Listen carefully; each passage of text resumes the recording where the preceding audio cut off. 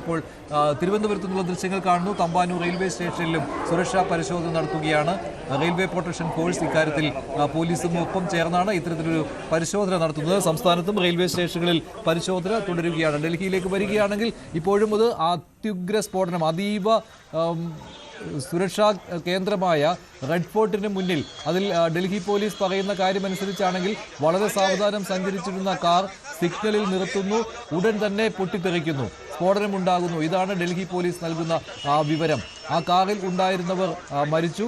അതുകൂടാതെ മറ്റു വാഹനങ്ങളിൽ ഉണ്ടായിരുന്നവർ, സമീപത്തുണ്ടായിരുന്ന വാഹനങ്ങളും പൊട്ടിത്തെറിച്ചു. ആ സമയത്ത് ആ വാഹനങ്ങളിൽ ഉണ്ടായിരുന്നവർ മരിച്ചു. അങ്ങനെ 10 പേരുടെ മരണം സ്ഥിരീകരിച്ചിട്ടുണ്ട്. അതോടൊപ്പം തന്നെ 30-ലേറെ പേർക്കാണ് ഗുരുതരമായ പരിക്കേറ്റിട്ടുള്ളത്.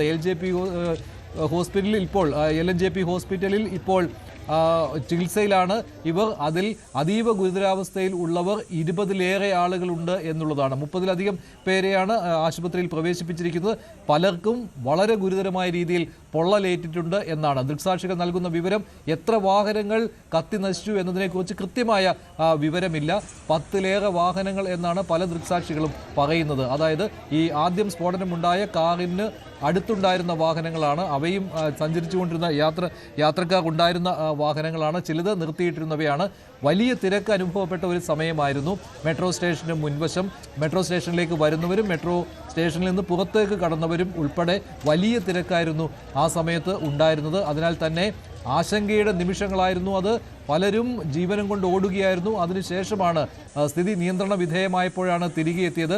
കടകളിൽ നിന്ന് ആളുകൾ ഇറങ്ങി ഓടുന്ന ദൃശ്യങ്ങളുണ്ടായിരുന്നു. തുടക്ക സമയത്ത് റെഡ് ഫോർട്ടിൽ ഉണ്ടായിരിക്കുന്നത് ഭീകരാക്രമണമാണ് എന്ന സ്ഥിരീകരണം വരികയാണ്. അതിൽ മറിച്ചൊരു ചോദ്യമില്ല. കാരണം അതല്ലായിരുന്നുവെങ്കിൽ ഇപ്പോൾ തന്നെ ഒരു സ്ഥിരീകരണം ഡൽഹി പോലീസിൽ നിന്ന് വന്നേനെ. ആദ്യം കാറിൻ്റെ എന്തെങ്കിലും സാങ്കേതിക തകരാർ, CNG സിലിണ്ടർ പൊട്ടിത്തെറിച്ചത് തുടങ്ങിയ കാര്യങ്ങൾ ഉണ്ടായിരുന്നു. പക്ഷേ ഇപ്പോൾ അതൊന്നുമല്ല. കാരണം ഇത് ആസൂത്രിതമായ ഒരു ആക്രമണം, ഇത് IED ഉപയോഗിച്ചുള്ള ആക്രമണമാണ് ഉണ്ടായത് എന്ന കാര്യത്തിൽ സ്ഥിരീകരണത്തിലേക്ക് വരികയാണ്. ഇനി അത് ഔദ്യോഗികമായിട്ടുള്ള സ്ഥിരീകരണം മാത്രമേ വരാനുള്ളൂ. ഫോറൻസിക് പരിശോധനകൾ നടന്നു വരുന്നു, കെമിക്കൽ പരിശോധനകൾ നടന്നു വരുന്നു, അമോണിയം നൈട്രേറ്റിൻ്റെ സാന്നിധ്യം അവിടെ ഉണ്ടോ എന്നുള്ള പരിശോധന നടക്കുന്നു. റെഡ് ഫോർട്ടിൽ ഭീകരാക്രമണം, റെഡ് ഫോർട്ടിന് തൊട്ടടുത്തുള്ള റെഡ് ഫോർട്ട് മെട്രോ റെയിൽവേ സ്റ്റേഷന് നമ്പർ 1 ഗേറ്റിന് മുന്നിലാണ് ഇങ്ങനെയൊരു സ്ഫോടനം ഉണ്ടായിരിക്കുന്നത്. മനു, ഇനി ഇത് ഭീകരാക്രമണം, ആസൂത്രിതമായ സ്ഫോടനം, ഇതിലേക്ക് തന്നെ കാര്യങ്ങൾ വരികയാണല്ലോ. ഇനി ഏത് ഡിവൈസ് ഉപയോഗിച്ചിരിക്കുന്നു, ആരാണ് അതിന് പിന്നിൽ, ആരെയെങ്കിലും കസ്റ്റഡിയിൽ എടുത്തിട്ടുണ്ടോ, ഇക്കാര്യങ്ങളാണല്ലോ ഇനി സ്ഥിരീകരിക്കേണ്ടത്. അതെ, ഇത് രാജ്യമെമ്പാടും വലിയ തോതിൽ ജാഗ്രതാ നിർദ്ദേശം. ഏറ്റവും ഒടുവിൽ കൽക്കട്ട എയർപോർട്ടിൽ അരിച്ചു പൊറുക്കിയ ആളുകളെ പരിശോധിക്കുന്നു എന്ന വിവരങ്ങൾ അവിടുന്ന് നമ്മുടെ ന്യൂസ് 18 ബംഗ്ലാ റിപ്പോർട്ട് ചെയ്യുന്നു. അങ്ങനെ എല്ലായിടത്തും വളരെ ശക്തമായ പരിശോധന. പത്മനാഭസ്വാമി ക്ഷേത്രം, അയോധ്യ, ജഗന്നാഥപുരി തുടങ്ങിയ ക്ഷേത്രങ്ങളിൽ 3 ടയർ സംവിധാനം, RSS ഹെഡ്ക്വാർട്ടേഴ്സ് നാഗപ്പൂറുള്ള പോലുള്ള സ്ഥലങ്ങളിൽ ശക്തമായ സുരക്ഷാ സംവിധാനം, അതുപോലെ തന്ത്രപ്രധാനമായ കേന്ദ്രങ്ങൾ, റെയിൽവേ സ്റ്റേഷനുകൾ, ബീച്ചുകൾ, എല്ലായിടത്തും രാജ്യം അതീവ ജാഗ്രത എന്ന തരത്തിൽ തന്നെ ഉള്ള ഒരു പരിശോധന നടത്തുമ്പോൾ ഇത് സ്വാഭാവികമായും ഇങ്ങനെ തന്നെ നമുക്ക് കരുതാനാകൂ. നേരത്തെ മഹാരാഷ്ട്രയിൽ മുഖ്യമന്ത്രി शाम को ही दिल्ली में लाल किले एक मेट्रो स्टेशन के पास एक कार में धमाका हुआ है, इसमें कुछ लोगों की जानें गई हैं।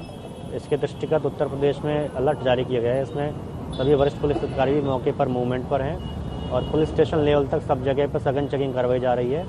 यहाँ पर airport, railway station, bus stand, vital installations और जो सेंसिटिव रिलीजियस प्लेसेस हैं सभी के आसपास सघन चेकिंग का कार्यक्रम किया जा रहा है। कोई भी सस्पिशियस मूवमेंट किसी भी व्यक्ति का, किसी भी वाहन का होने पर उसको इंटरसेप्ट करने का हमने निर्देश दिया है और पूरी पुलिस फोर्स पर अलर्ट मोड पर है। और ये आतंक के विरुद्ध एक सुरक्षा की दृष्टि से एक हमारा अपग्रेडेशन है, जिसमें हम सभी अलर्ट मोड पर हैं और सुरक्षा के दृष्टिगत पूरा हमारा पुख्ता इंतजाम है। और यहाँ पर एंटी सबोर्टेज टीम है हमारी लगी हुई है चेकिंग के लिए। इसके अलावा BDDS टीम्स हैं हमारी जगह जगह पर लगी हुई हैं और पूरी तरह से आतंकवाद के विरुद्ध हमारा जो सुरक्षा का पूरा पुख्ता जो इंतजाम है उसके तहत इस अलर्ट को जारी किया गया है और सभी हमारी पुलिस की टीमें हैं जगह जगह पर चेकिंग के लिए तैनात हैं। മറ്റു ഭാഗങ്ങളിലുള്ള പരിശോധനയെക്കുറിച്ചാണ്. ഉത്തർപ്രദേശിലും വലിയ രീതിയിലുള്ള സുരക്ഷാ പരിശോധനകൾ നടന്നുകൊണ്ടിരിക്കുകയാണ്. അയോധ്യയിൽ അതീവ സുരക്ഷ, അവിടെ സുരക്ഷാ പരിശോധനയും ഒപ്പം അതീവ ജാഗ്രതാ നിർദ്ദേശവും നൽകിയിട്ടുണ്ട്. വിവിധയിടങ്ങളിൽ റെയിൽവേ സ്റ്റേഷനുകളിലും അതുപോലെ തന്നെ വിമാനത്താവളങ്ങളിലും നടത്തുന്ന പരിശോധനകളുടെ ദൃശ്യങ്ങൾ വന്നുകൊണ്ടിരിക്കുകയാണ്. ഡൽഹി സ്ഫോടനത്തിന് തൊട്ട് പിന്നാലെയാണ് മുംബൈയിലും UP-യിലും ഹരിയാനയിലും.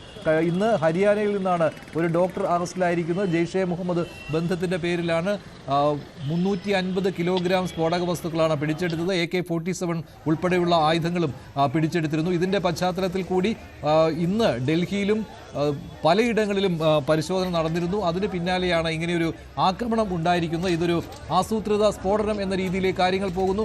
ഒരാൾ കസ്റ്റഡിയിലുണ്ട് എന്നുള്ള വിവരം വരുന്നുണ്ട്. നേരത്തെ ആ വാഹനത്തിൽ ഉണ്ടായിരുന്നത് ഇതിൻ്റെ ഒരു ആസൂത്രകൻ എന്ന രീതിയിലുള്ള വിവരം ഉണ്ടായിരുന്നു. പക്ഷേ അക്കാര്യം ഇപ്പോൾ സ്ഥിരീകരിച്ചിട്ടില്ല. ഇപ്പോൾ